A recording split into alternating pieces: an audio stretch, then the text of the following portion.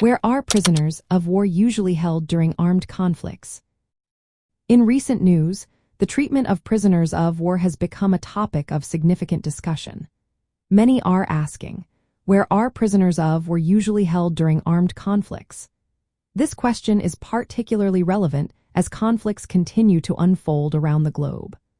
Understanding the conditions and locations of these facilities is essential for anyone interested in international humanitarian law. During armed conflicts, prisoners of war are typically held in designated facilities that adhere to specific standards under international humanitarian law.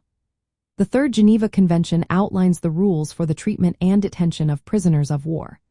According to these guidelines, prisoners of war should be held in camps that are safe from the dangers of war, such as bombings and artillery fire. They should also receive adequate food, shelter, clothing, and medical care. Prisoner of war camps are often located away from the front lines to minimize the risk of accidental harm. These camps are usually guarded by military personnel and designed to prevent escape while ensuring humane treatment. However, the conditions in these camps can vary widely based on the resources available to the detaining power and their commitment to international law. The laws of armed conflict also play a role in regulating the treatment and location of prisoners of war. These laws requiring that prisoners of war be treated humanely and with respect for their dignity.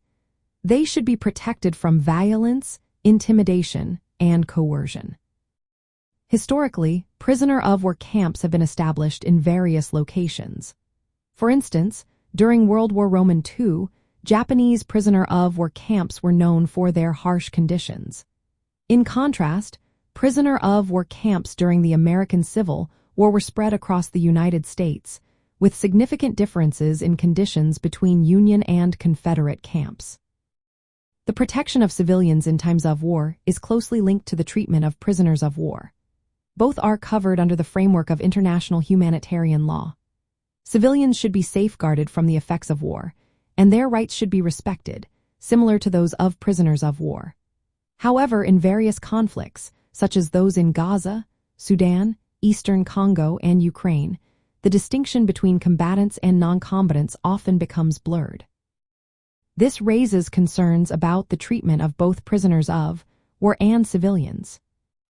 As conflicts continue to evolve, the question of where prisoners of war are held remains vital. It reflects broader issues of humanitarian rights and the obligations of nations under international law.